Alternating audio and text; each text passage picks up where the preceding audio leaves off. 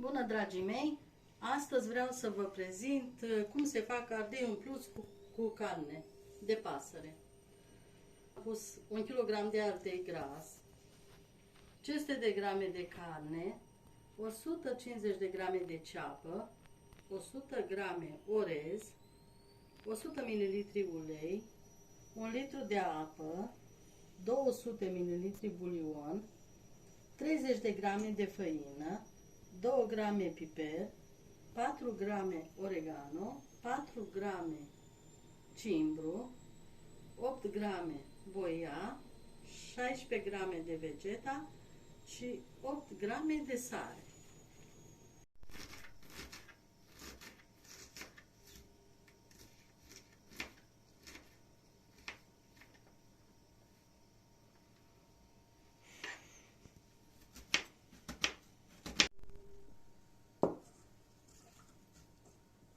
Cu vegeta și cu sare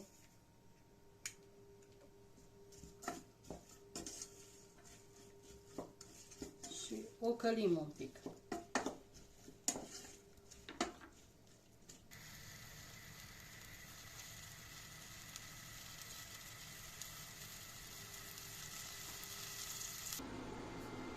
Am terminat de călit ceapa,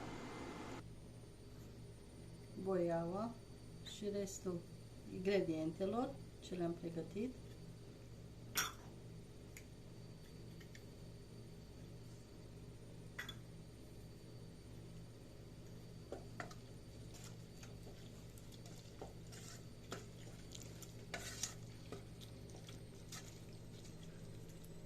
Acum orezul e spălat și îl punem peste ceapă.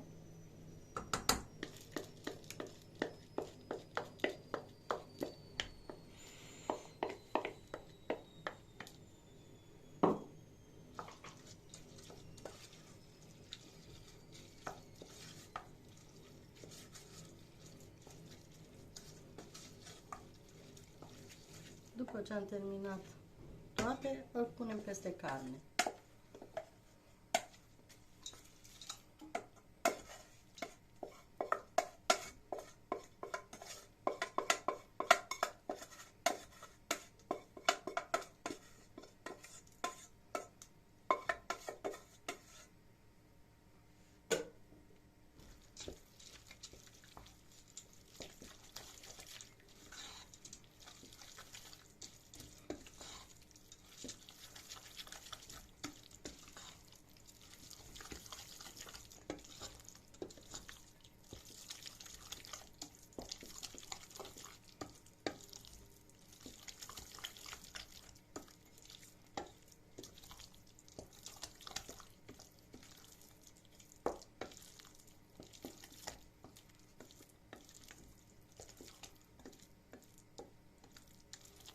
Aceasta este compoziția pentru ardei.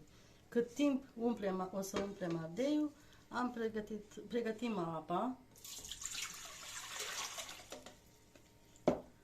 cu bulionul și cu vegeta și sare și mergem cu ele la foc. Cât timp fierbe apa, noi umplem ardeii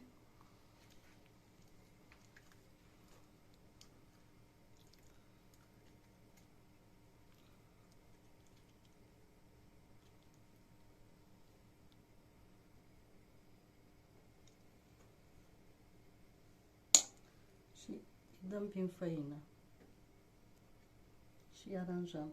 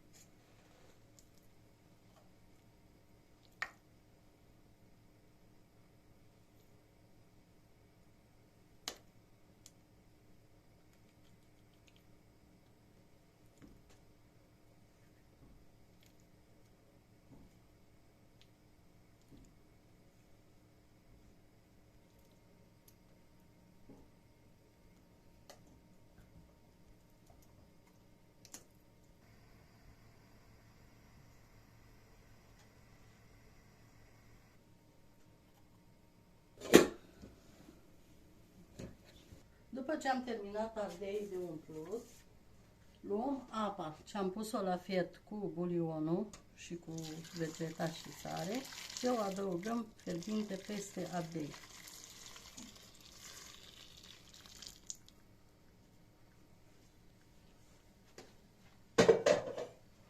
După ce am terminat, punem o pungă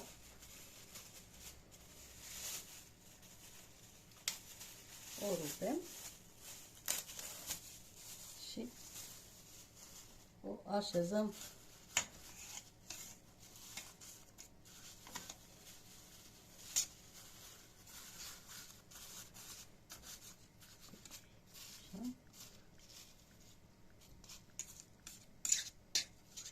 și o lăsăm o oră la foc mic. O lăsăm o oră pe foc.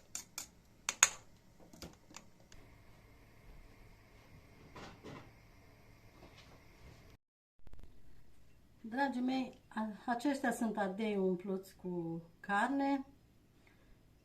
Eu vă sfătuiesc să-i faceți și le mulțumesc celor ce s-au abonat și cei ce nu s-au abonat îi rog să se aboneze, să facem împreună mai multe rețete.